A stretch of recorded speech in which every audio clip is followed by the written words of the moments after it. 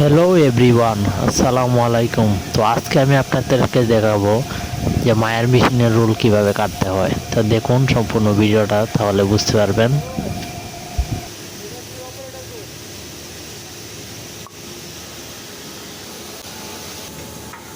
তো এভরিওয়ান, আমার রুল কাটা শেষ।